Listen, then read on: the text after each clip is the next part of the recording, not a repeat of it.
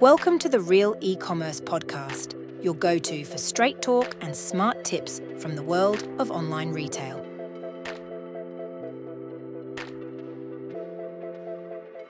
It's been a kind of hot topic in the office over the past few weeks, which is bundle selling. Bundle selling has emerged as like a strategic tool for enhancing customer satisfaction, boosting profitability. But how can it tie into your e-commerce retail strategy? I've got a couple of points to go through. Hopefully they're of some use. So why does bundle selling work? Well, the first one I've got is it enhances the customer value, or it offers enhanced customer value. Bundles offer a perceived value by combining products that complement each other, and also kind of have a reduced total cost. So, for instance, if you're having a night with friends, you might have a cheese and wine night. That bundle might include a selection of gourmet cheeses, crackers, and a bottle of wine. So, what it does is it simplifies the shopping experience for the customer, encourages customers to try new pairings they may not have considered individually. And it also makes it easier for people to recommend, so they can point to your store as the go-to place for a cheese and wine event. Secondly, it's got increased sales volume. So statistics in the food and beverage industry say that it's the fastest growing sector or segment in e-commerce.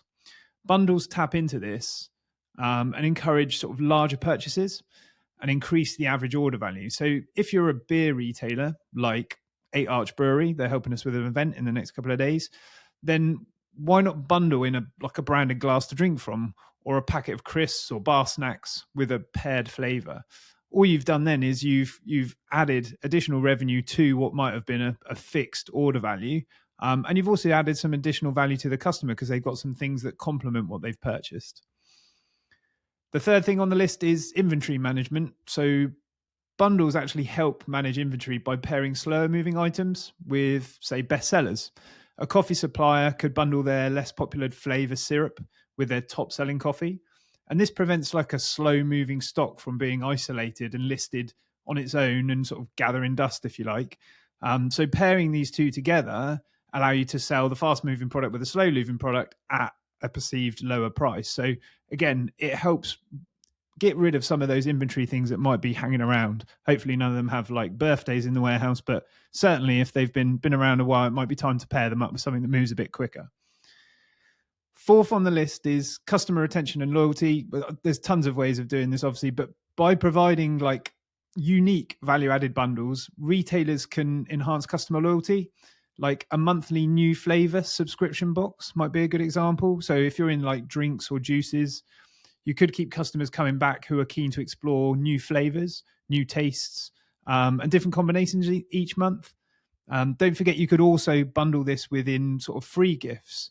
So you could add a sample of a new flavor to get customers to return and buy from a different range or a different sector of your product range. Real world examples, there's a couple of good ones here. So during lockdown, I think Heinz Beans did a Heinz to Home campaign. They capitalized on the direct consumer model that everyone was trying to shift to at the time. But they sold bundles, which was like Heinz home cooking kits, which included ingredients and recipes for home chefs, showcasing how bundles can be used for different sales. So they sort of paired things with beans with some cooking kits with some recipes, and therefore you could use Heinz or needed to come back to Heinz to fulfill that main ingredient. So they capitalized on that direct consumer. Obviously beans on their own are a bit boring, but they've tried to pair that with things that might be useful. So cooking kits and recipes for people to kind of make more out of the beans or out of the products. The smart thing here is there's no middlemen, is there? So you're just direct to Heinz. You've got Heinz's product coming from Heinz to your doorstep. So there's obviously a better margin for products when they're like that. Pepsi, I think this is probably the best one. So Pepsi, they sort of sidestepped traditional retail by selling bundles directly online. And they combined it with snacks for an at-home movie night. So this kind of demonstrates the effectiveness of bundles in creating a themed purchase. A bit like the beer example I said before, was really powerful. Notice how they tied it to what could be like a weekly event, like a movie night. So you keep coming back for your movie essentials, which is your Pepsi and your combined snacks, for example, popcorn or whatever it was.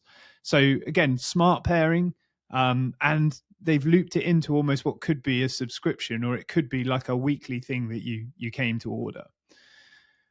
So for retailers out there, there's definitely some next steps that you can take. The first one is identify complementary products in your range. So look for natural pairings in your inventory.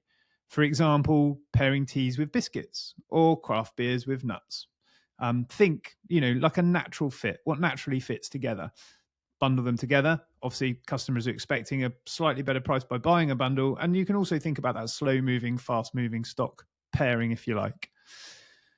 The next thing is price strategically. So ensure the bundle price offers a clear saving compared to buying the items separately, but maintain profitability. This is a really good kind of cash flow thing. You're obviously increasing your average order value. It's great for your cash flow, but make sure that there's a clear saving, and obviously make sure it's still profitable for you for doing that. The next thing on the list is like a seasonal or theme-based bundles. So, you can leverage the seasons or events. Think of summer barbecue kits, or in the Pepsi example, the movie night bundles, to create like a timely or, appealing offers at certain times of the year. It's really about matching the moment. So think of the moments that apply to your calendar year as a business, as the products you sell. Do you sell more things in the Q4 Christmas rush, in the summer barbecue market? Do you have weekly things that people can buy? And just match the moment. And create your bundles around those moments that your products support. Next on the list is subscription models. So you can consider offering subscription bundles for regular customers, which could include monthly selections of new or popular items, like we said before. This is really steady for cash flow. So people are going to be buying these on a weekly, monthly basis. Again, if you have a movie night every week, you could bundle that in. And the last thing on the list is kind of the feedback loop. So your customers are going to give you feedback on those bundles, whether the pairing's right, whether they're buying them or not. The great thing is, if a particular bundle isn't selling, just adjust the mix, just adjust the pricing, adjust the bundles all the time. People that come back see new, fresh bundles. It's going to be exciting that people can subscribe or buy as a one-off.